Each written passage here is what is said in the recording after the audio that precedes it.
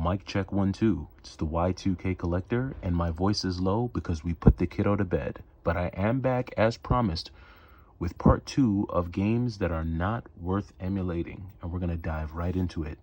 So the first game is a game that you've heard me talk about a million times. That is Marvel vs. Capcom 2. Now, here's the thing.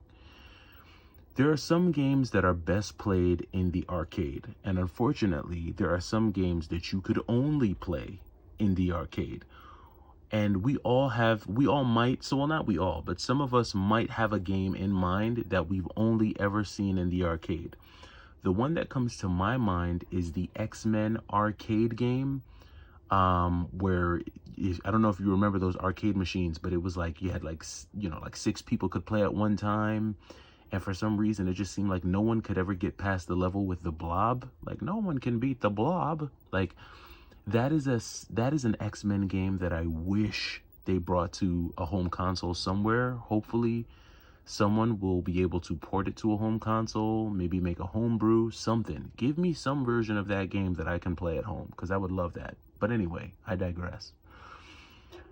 There are a lot of games that came out in the arcades and they were best played in the arcades, and Marvel vs. Capcom and Marvel vs. Capcom 2 were one of them. However, when the Dreamcast came out, that beautiful revolutionary machine, when it came out and they decided to give us a version of Marvel vs. Capcom 2 on the Dreamcast, this was the closest thing that I had ever seen to a port, almost an arcade perfect port to a home console.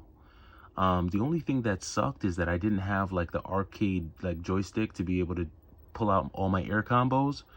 But believe you me, I quickly learned on that Dreamcast controller.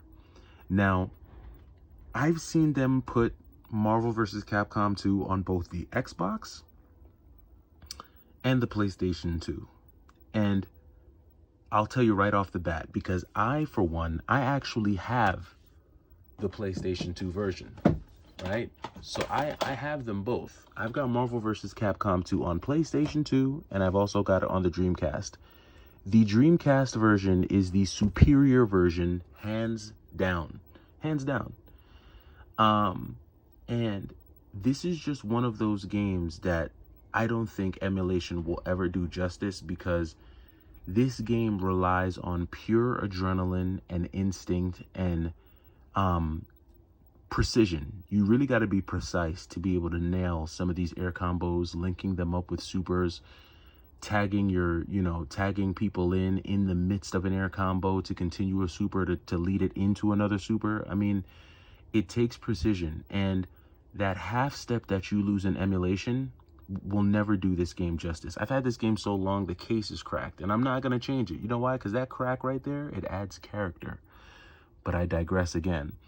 No matter where you port this game, the best version of it is going to be on the Dreamcast. I'm telling you right now. Don't get me wrong, I love playing it on the PS2, because the truth is the PS2 is a better controller. I'll give PlayStation that. They have a better controller. It's much easier to pull out air combos on a PS2 controller than it is on the Dreamcast controller. But the closest arcade perfect port of this game was on the Dreamcast. And this is just one of 5 Sega games that I'm going to show you, because in my personal opinion, I think Sega games are some of the hardest games to emulate, just because Sega was such a unique company that came out with such unique and amazing arcade games. So the first one is Marvel vs. Capcom 2. The second game that I really don't think you'll be able to emulate, I don't even know if you'll be able to find like a source code to emulate this game, but Hyper Duel. I've talked about this game to death, and I'm upset that more people don't make videos about this game. I know there are a few folks out there in the YouTube world that have made some videos about this game, but this is one of the best space shoot 'em up games I've ever played. This is the only shoot 'em up game that I've played that allows you to switch between a spaceship and a mech fighter at will. Not only that, there have been other there's other space shooters that like allow you to get like helpers and sidekicks, but Hyper Duel is the only space shooter that allows you to have up to, I think, 4 accompanying spaceships. So if you're able to avoid getting blasted, You can have up to 4 accompanying spaceships with you, and you can have either additional spaceships, or you can have miniature mech fighters flying along with you. So you're flying through like a mini fleet, taking out spaceships and taking out enemies. This is the best space shooter in my collection, hands down. This is the best space shooter I've ever played, hands down. And it has amazing music to boot. But again, this is one of those games that I don't even think we'll ever see a port for this. I mean, we've never even seen a US release for this game. This game was only released, I believe, in Japan, and I believe it was only released on the Sega Saturn. If I'm wrong on this, if there's some type of homebrew out there, or if someone's emulated this game, let me know down in the comments. But if you don't believe me, pause this video right now, go ahead, put in Hyper Duel in YouTube, and just watch some gameplay footage, and you'll be like, okay, I see what Y2K was talking about. Now, that's only if you're into space shooters. If you're not into space shooters, you're really not going to care, and so I guess don't waste your time. But if you do like you a good shoot 'em up, this is the game. And I don't think emulation will ever do this game justice. And not only that, I don't think this game would ever be available for emulation. But again, if I'm wrong, let me know down in the comments. We have another Sega classic for you here. Burning Rangers. I am not going to spend a lot of time talking about this game because I've talked about it on my channel before. But this is basically a platforming 3D game on the Sega Saturn where you play as one of a fleet of firefighters, and you go around these different rooms basically putting out fires and saving people.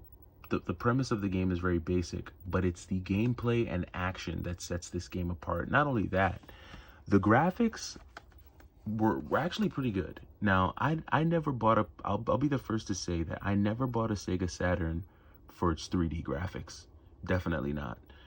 I honestly can't tell which system had worse 3D graphics, the Sega Saturn or the PlayStation 1. And I'm tempted to say the Sega Saturn because it was really meant, in my opinion, to be a very high-powered 2D gaming generator, which is why games like X-Men versus Street Fighter, Marvel Superheroes versus Street Fighter, all those fighting games look amazing because it is a 2D beast powerhouse.